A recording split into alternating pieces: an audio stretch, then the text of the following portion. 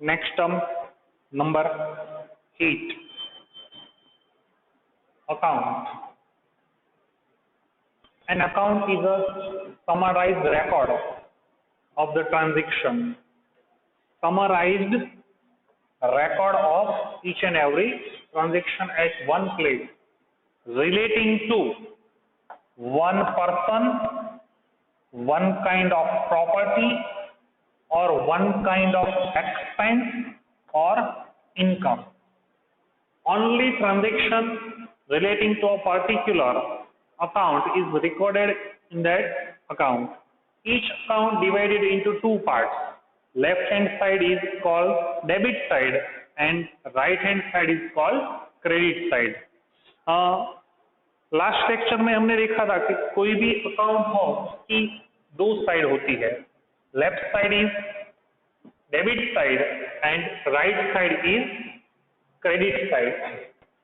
उसमें क्या है, N account is summarised record of transaction. जो भी ट्रांजैक्शन है उसको यहाँ पे रिकॉर्ड करके उसकी समरी निकालने वाले हैं. अकाउंट तो कौन से होते हैं? सैलरी अकाउंट है, परचेस अकाउंट है, सेल्स अकाउंट है, डिविडेंड अकाउंट है, डेटर्स अकाउंट है, क्रेडिटर्स अकाउंट है. क्रेडिटर्स का अकाउंट है उसमें सिर्फ और सिर्फ सभी ट्रांजैक्शन क्रेडिटर के होंगे. जो परचेस अकाउंट है उसमें सभी एंट्री परचेस अकाउंट की होगी. तो जो पर्सन का अकाउंट है, जो क्रेडिटर हो या डेबिटर हो, डेटर्स हो, किसी भी प्रॉपर्टी है, लैंड है, बिल्डिंग है, मशीनरी है, किसी एक्सपेंस है, सैलरी है, वेजिस है, कोई भी इनकम हो, डिविडेंड है, रेंट है, इन सब का हम एक अलग अकाउंट बनाते हैं जो लेजर में क्रिएट करते हैं, उससे बोलते हैं अकाउंट. इसमें क्या लिखा होता है? तो परचेस अकाउंट सपोज मैं ले लेता हूं, purchase account, purchase account. Left side of this account is called debit side and right side of this account is called debit side. Purchase account में क्या लिखेंगे? फर्स्ट डेट, उसमें अप्रैल या मई कोई भी जो महीना हो उसमें लिखना है. डेट लिखी है मैंने नंबर 5, उसमें लिखा है to Ashwin account 2000. Number 10 to cash account 3000. 11 to Rahul account 5000. ये परचेस का मैंने अकाउंट क्रिएट किया है. इससे हमें क्या पता चलेगा?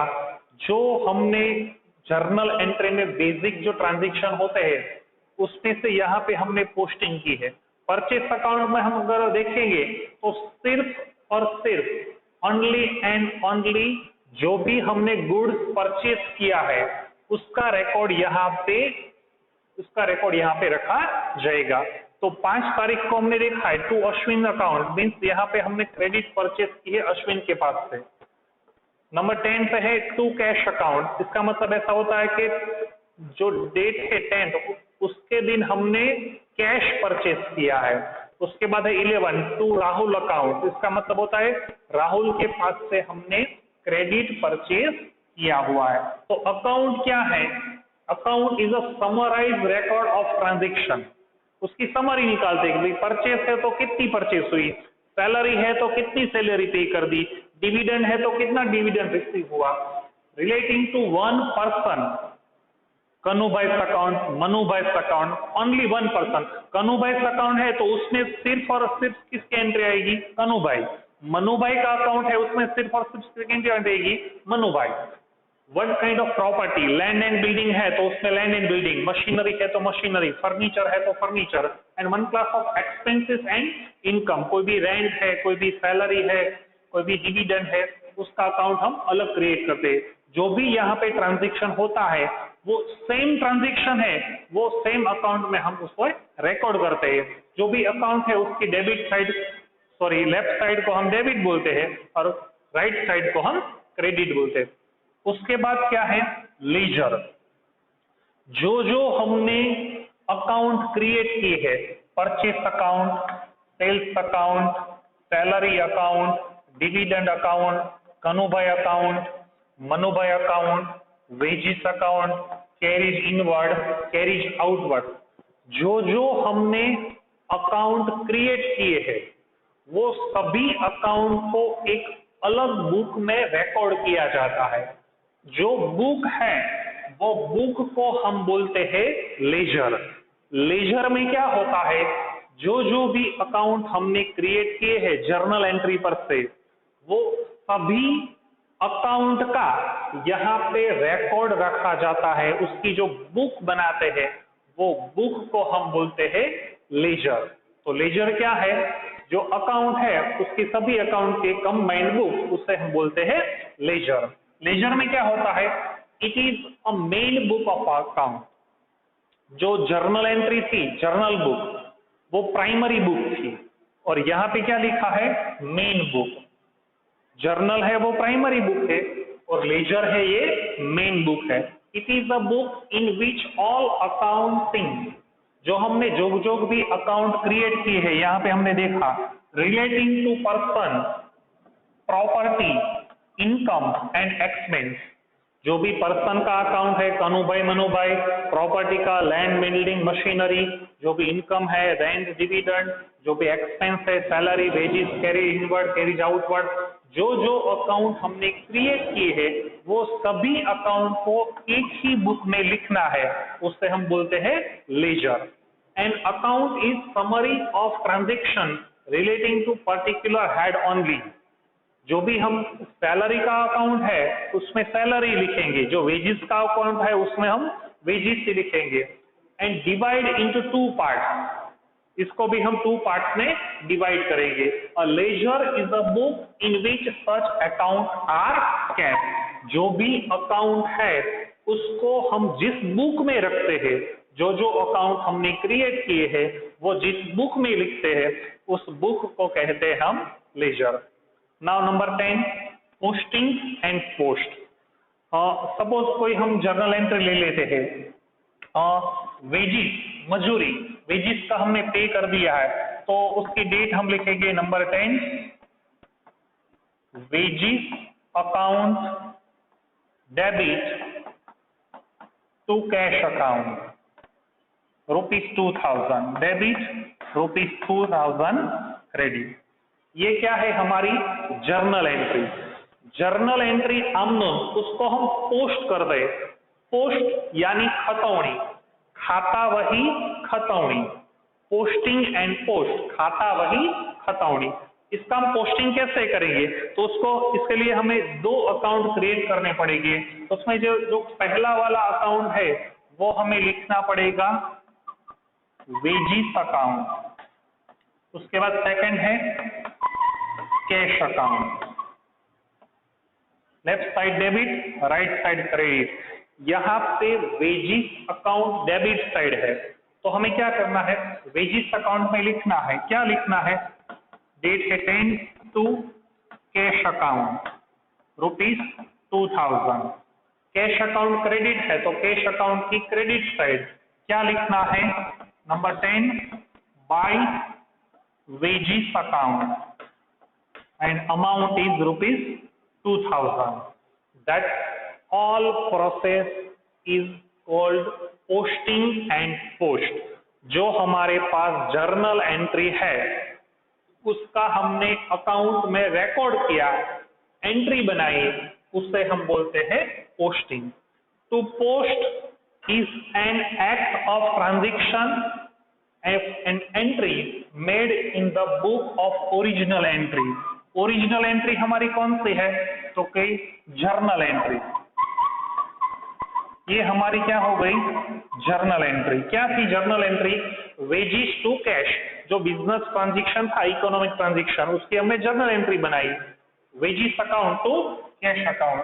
तो ये ओरिजिनल एंट्री है, उसको लेजर में हम पोस्ट करते हैं। ये प्रोसेस को हम बोलते हैं posting.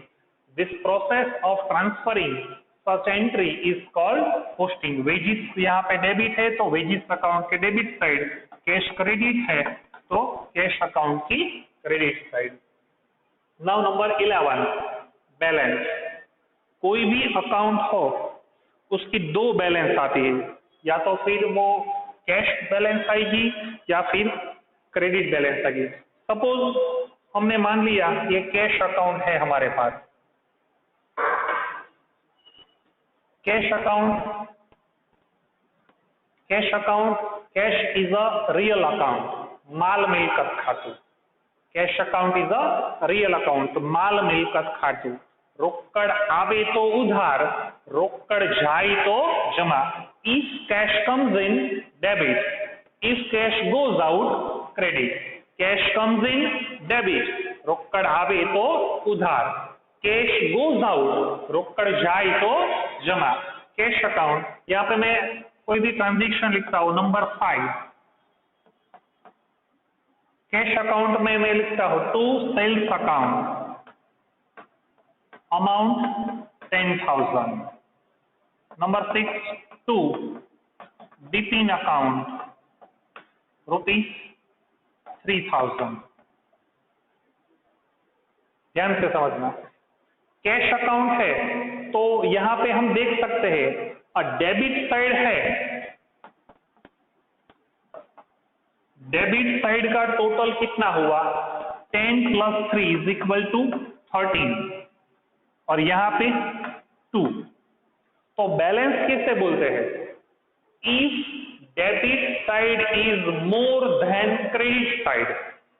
Again, if debit side is more than credit side, it is debit balance, or if credit side is more than debit side then it is called credit balance।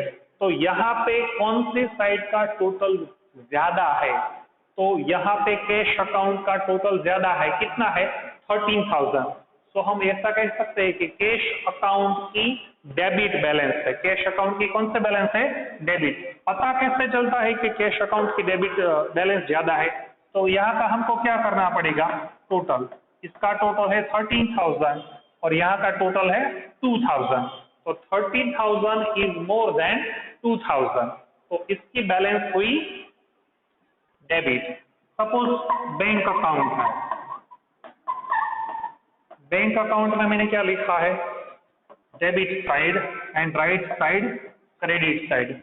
Bank account number 6 to sales account 2,000। Number 10 to Rahul account 3,000। Credit side पे क्या है, number 15 bye Rohit account ₹12,000।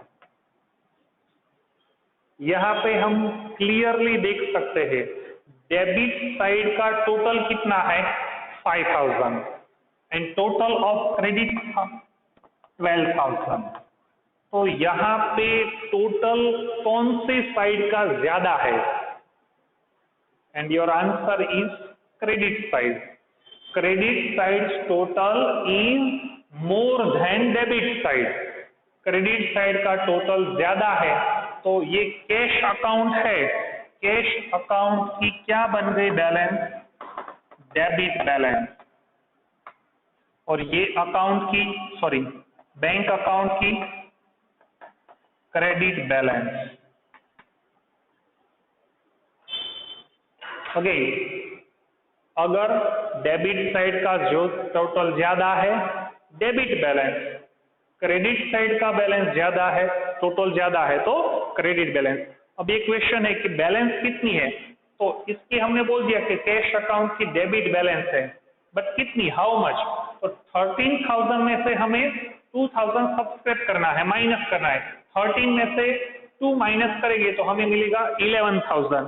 तो cash account की debit balance हुई 11,000। यहाँ पे 12 में से माइनस कितने करेंगे 5,000, 12 में से -5 करेंगे तो होगा 7,000। 7,000 इसकी क्या होगी, credit balance. If debit side is more than it is called debit balance, but if credit side is more than it is called debit balance. But remember, if the total of both side are equal, debit side 15,000, and also credit 15,000। Debit side का total है 15,000, credit side का भी total है 15,000। That is called balance और it is called square account. Again दोनों side का total same है।